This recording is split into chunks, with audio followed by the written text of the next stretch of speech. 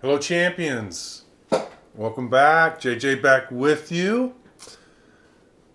Okay, now that we are in a space of owning everything in our life,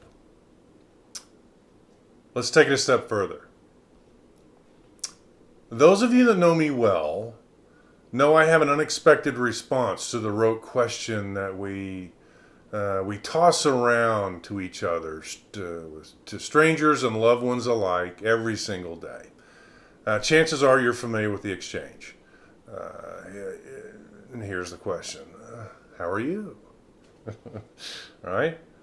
And the typical response is, I'm fine. How are you? And the counter response is, I'm fine, thanks. Blah, blah, blah, blah, blah, blah, blah. Now, if you're super lucky and shopping at the grocery store in my small Texas town, you might get an earful of details about the cashier's bunions, but for the most part, most responses aren't that exciting as folks are just plain polite when they ask and answer this question.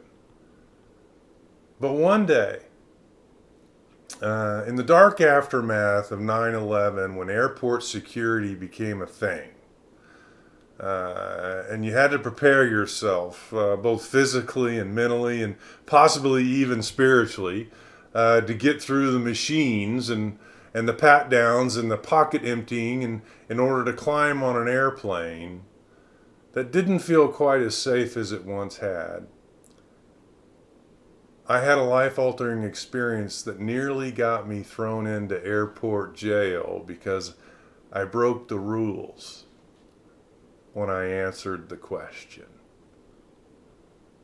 And it went like this: how are you? The TSA agent asked me as I held up my jeans with one hand to keep them from dropping to my ankles and exposing my boxer briefs. Yes, boxer briefs. There, you know the answer. In case you're ever get the trivia question on Jeopardy, you know it.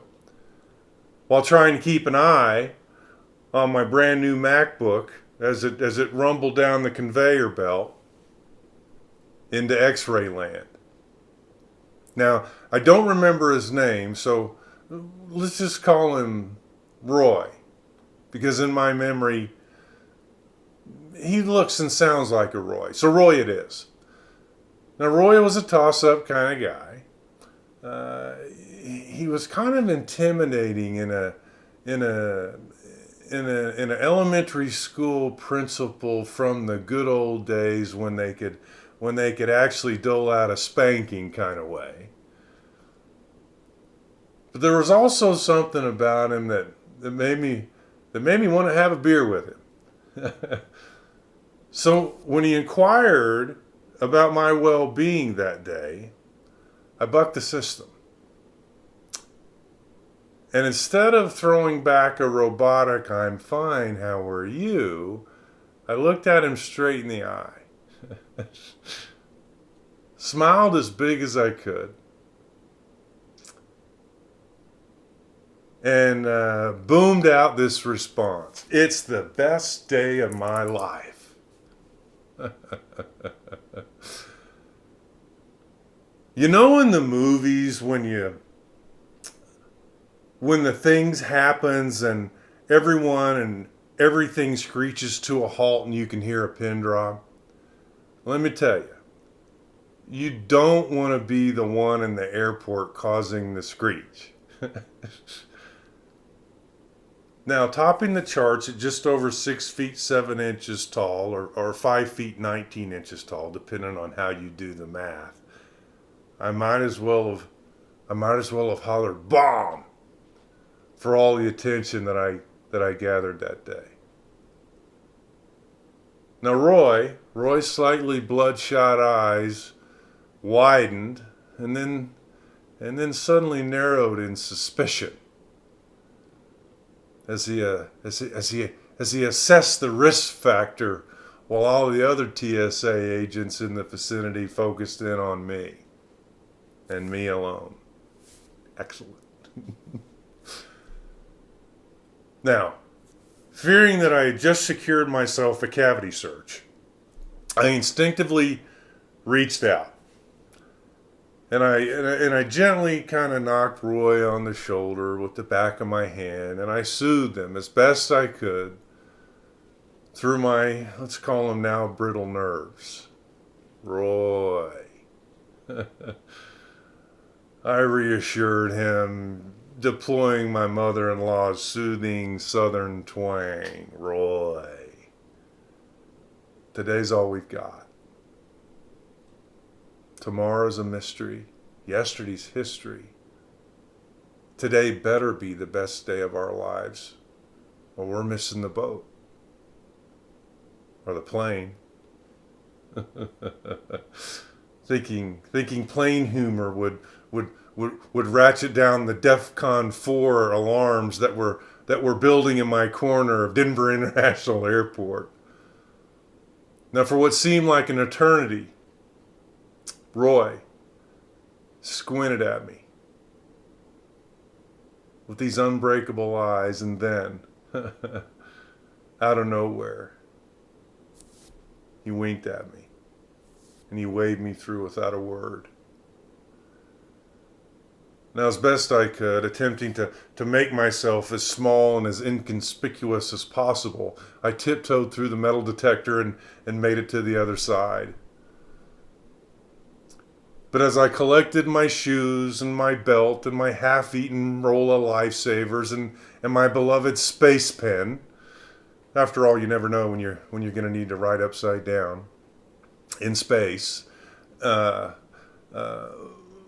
glorious new laptop and the 73 cents and change that had enjoyed the ride through ride through that X-ray machine in a cereal bowl. In that moment, another TSA agent, let's call her Wanda, she tapped me on the shoulder.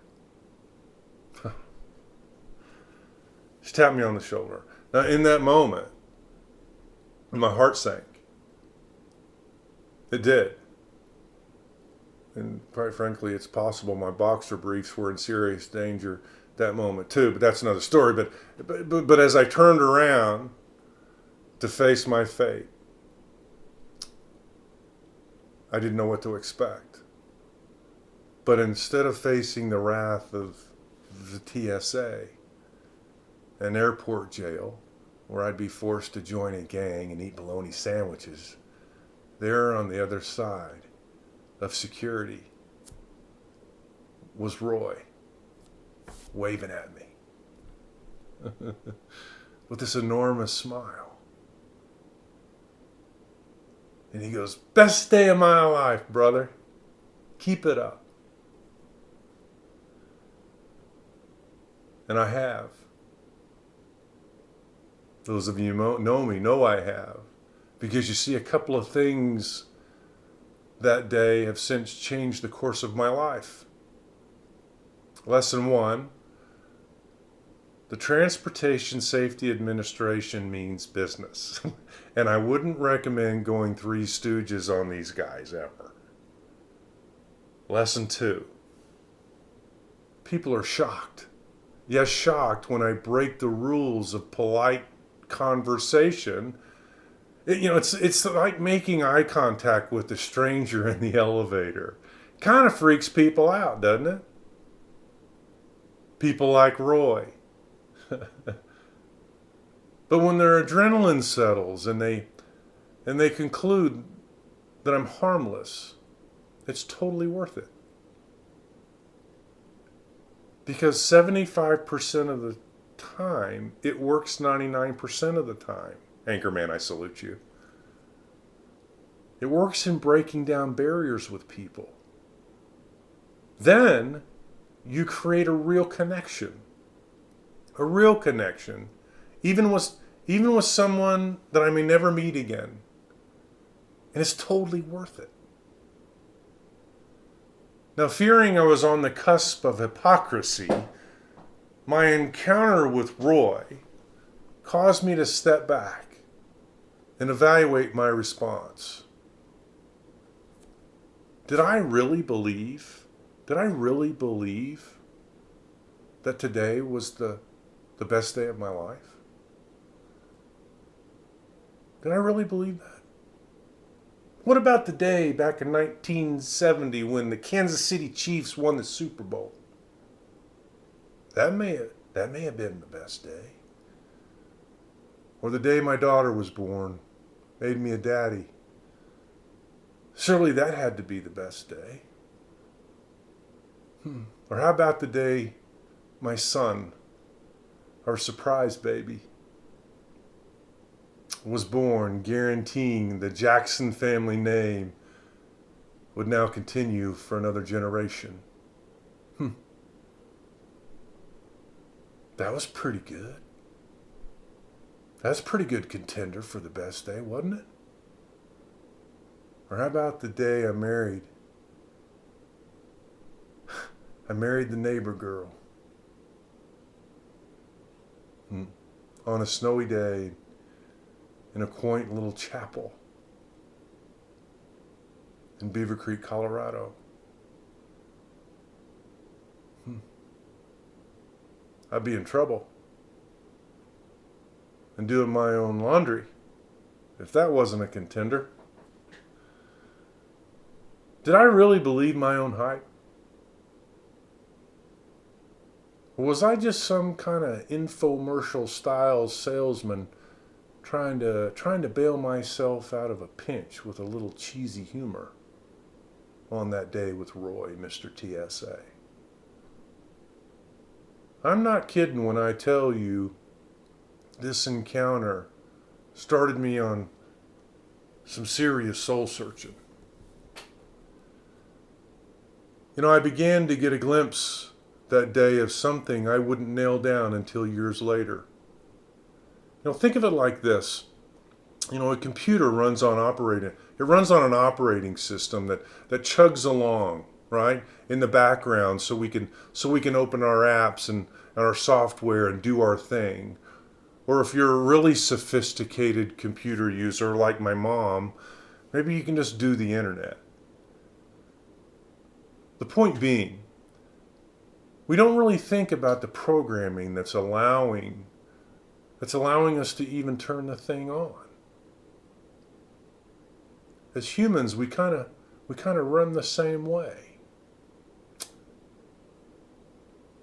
There's underlying programming that's driving every aspect of our lives, and yet for many of us, that program exists in a blind spot that we can't even see, yet alone manage. Learning how to see that which exists in your blind spot is a powerful thing. It puts you in the driver's seat. No longer is life a reactive experience as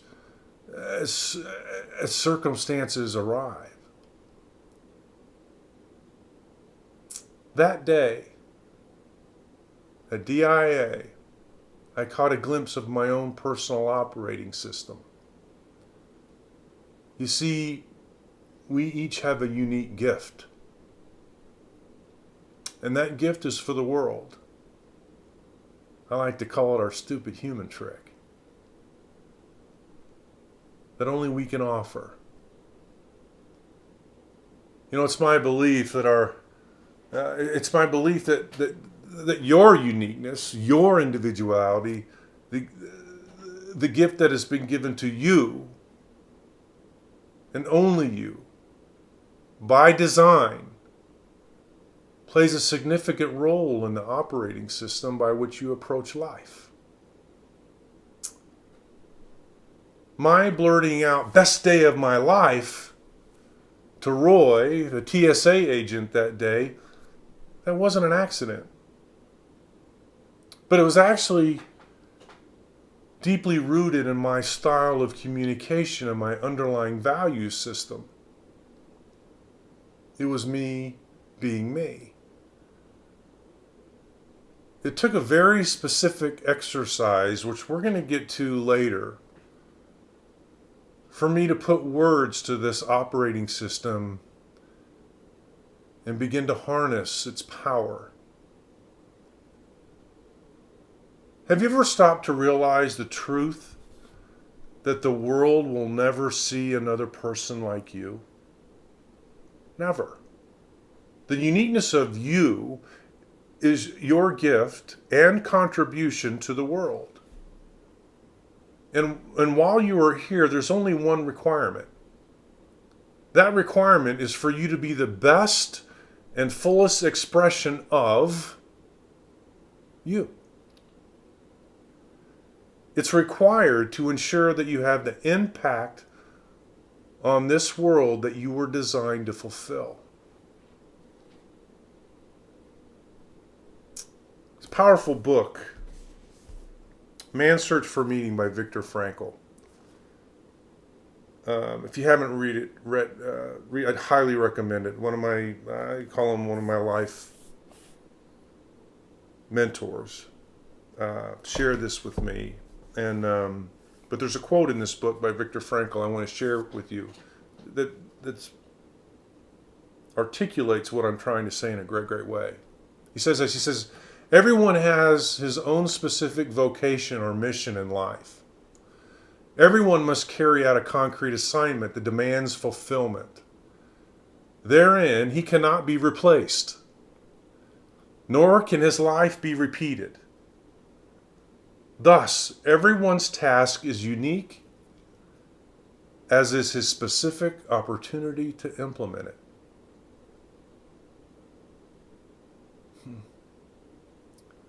Decisions are being made right now. The question is, are you making them for yourself, or are you letting others make them for you? Be you. Without reservations. Each of us are never more alive than when we let go of what others think we should be and authentically be ourselves. It's about finding the strength to be what I believe God called us to be, the unique, one-of-a-kind creation that we are. So just be who you are. And maybe for the first time in your life, you'll realize that you are enough. Right now. There's nobody to impress, just people to inspire with the real you. Do you understand that distinction? It's powerful when you do. One more thing. If you're one of those folks that's quick to say to yourself or others, think something like this, like, oh, I have too many imperfections, or if I could only fix this or fix that, or myself, stop.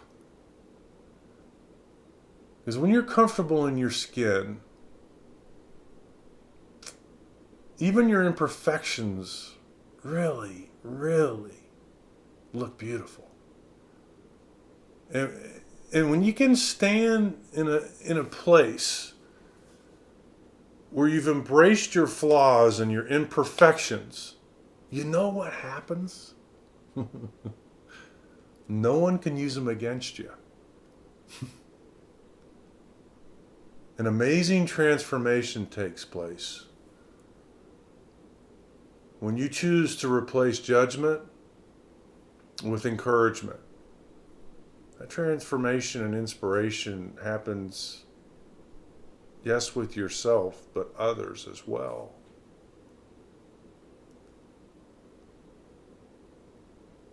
You'll notice we tend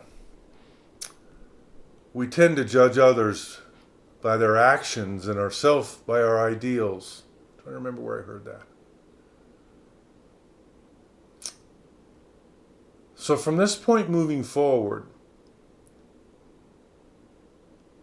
Be aware of when this is happening as you interact with others. Because when we judge or criticize another person, it's a reflection on us, not them. Because in the end, the real challenge is being the best version of ourselves. In the end, happiness is living life your own way, authentically. Choose to be you. Choose to champion you. Why? Because everybody else is taken. Now, with that said, there's some questions below. Pull out your journal. Be honest with yourself. It's not as in-depth as the last module, but do take some time. Answer the questions below. And I look forward to seeing you on the next module. Oh, one more thing. And today, do something good, something positive for somebody. But do it in the knowing there's no way they could ever repay you. We'll see you on the next module.